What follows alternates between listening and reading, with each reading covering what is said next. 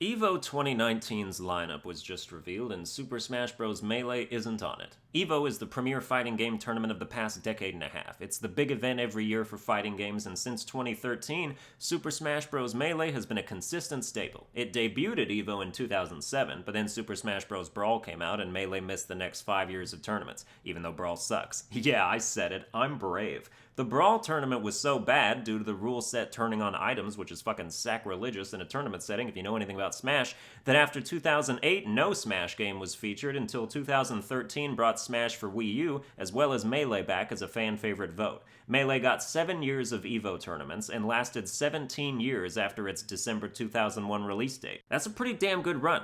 I'm not disappointed by its disappearance, because this year it's being replaced with Smash Ultimate, which is by all accounts, in my own not very humble opinion, a much better Smash game. And even if you don't agree with that, it's inarguably a more modern Smash game with a bigger audience. Smash Ultimate has already almost doubled Melee's lifetime sales numbers, and it's been out for 3 months. Those numbers ain't about to start going backwards, so Smash Ultimate was always going to be a focal point of EVO 2019, and will assuredly continue that trend for at least another 4 or 5 years, I'd say. But nobody's arguing that Melee should have trumped Ultimate. They just want Melee included as well for posterity. And it would be for posterity at this point. Melee has a devoted fan base and a fiery competitive community, but most of the top players are also picking up Ultimate. Ultimate is also the most positively viewed game by pro players since Melee, far more so than Brawl or Smash Wii U was, so with that seal of approval, if any game was gonna finally give Melee a competitive burial at sea, Ultimate would be the one.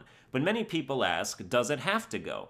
I think it eventually does, because it's a slot in a tournament that could be filled with a more current game. Even with Melee's exclusion this year, a few major, more recently released or even upcoming fighting game titles also couldn't make the cut, like Injustice 2, Dead or Alive 6, Guilty Gear, and Marvel vs. Capcom Infinite.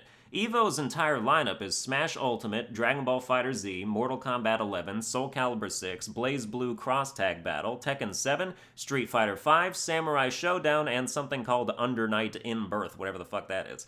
Maybe you can replace that shit with Melee. I don't mind. Melee consistently brings the views. It's one of the top 3 most viewed fighting games, I believe, but then is EVO just going for viewership, or does it want to have a diverse lineup? Also, it's plain to see that anybody who would have come for Melee is gonna come for Ultimate anyway, unless they stage some dumb protest. I still like watching Melee, but I also feel like I've seen everything it has to offer. Smash Ultimate is new, people are still figuring it out. The matches are going to be exciting not just for the action, but for the sense of discovery, seeing something you've never seen before. I've only been interested in tournament play from 2 fighting game series. That's Smash and Mortal Kombat. MK11 is definitely going to bring some hype. New game, new characters. I just looked up some tournament footage of Under Night, and those kinds of games aren't for me. The ones where you just infinite combo people into a corner. Mortal Kombat has juggling safeguards that prevent you from just watching your character float in the air for 30 seconds till they're dead. I was watching Under Night and seeing people having to block attack strings non-stop for 15 full seconds before they could have an opening to try anything. It's ridiculous.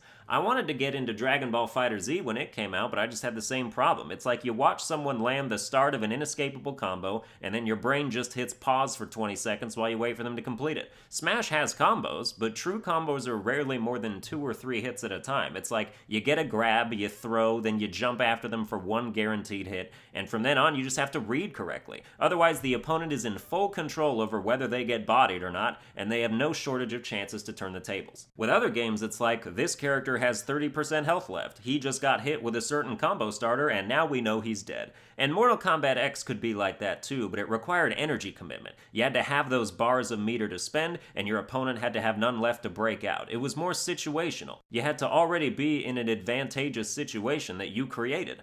I'm not sure what Mortal Kombat 11 changes about the formula. It's still a month and a half out from release, but I hope it's not too much because I really liked MKX and was halfway decent at it. I played Injustice also, which is made by the same people, but it's just different in ways I don't like as much. I always said if Injustice was made with Mortal Kombat's fighting mechanics, I'd be in love with it. So I don't know, man. Melee not being at EVO doesn't really bother me. Ultimate getting the stage to itself in its debut year seems fitting, so it can show off exactly how worthy it is and hopefully win over any remaining skeptics. I think Melee is the second best Smash game behind Ultimate. Melee is basically just unintended mechanics of the game with wave dashing and all that shit, whereas Ultimate is more accessible at high levels of play but still with an extremely high skill cap. And Ultimate's presentation is just leagues better. The hits feel powerful. When you launch someone, it looks as epic as it should instead of just a little trail of smoke behind them. The difference the visual and sound effects make are not to be understated. It gives everything a sense of weight and impact. Another thing that gives Ultimate a competitive edge over Melee as a spectator sport is that there are more than 5 viable characters. It ain't just Marth, Peach, Fox, Falco, Falcon. Melee tier lists would put 1 or 2 characters as top tier, but the Ultimate tier lists have almost a dozen.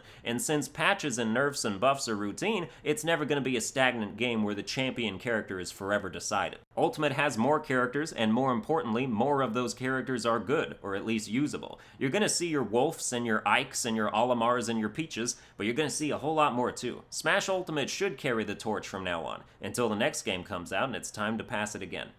Well, that's going to do it for this episode. I hope you enjoyed it. If you did, you can like, share, and subscribe, become a channel member for access to an exclusive Discord and the ability to play Smash with me in arenas sometimes. Follow me on Twitter @SunburnedAlbino, and I'll see you guys next time.